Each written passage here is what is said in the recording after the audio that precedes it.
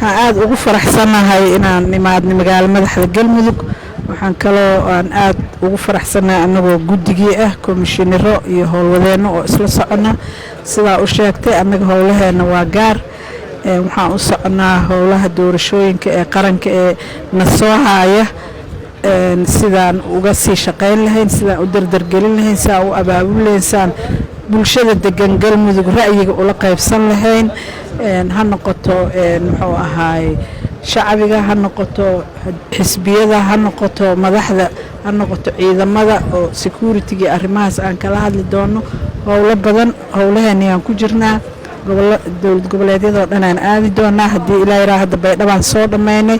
maanta waxaan joognaa galmudug saasay noogu soconaysaa waxaan aad kaaga mahad celinaa gudoomiye sida quruxda badan oo sharafta leh oo aan noo soo dhaweysay aad iyo aad u mahadsantihiin maanta oo taariikhdu taa 19 bishii 2020 aan airportka ugaasnuur ku soo dhaweynay gudoomiyaha guddiga madaxa bannaan ee doorashooyinka qaranka iyo tiimamka la socda dhammaantood gudoomiye xalima ku soo dhawaada caasimadda Dhuusamareeb xarunta maamul goboleedka galmudug si nabadgelyo ah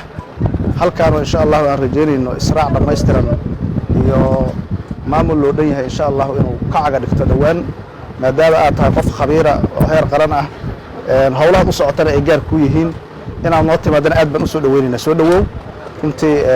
magaaladu waa nabad deegaanku waa nabad howlaha ka jirana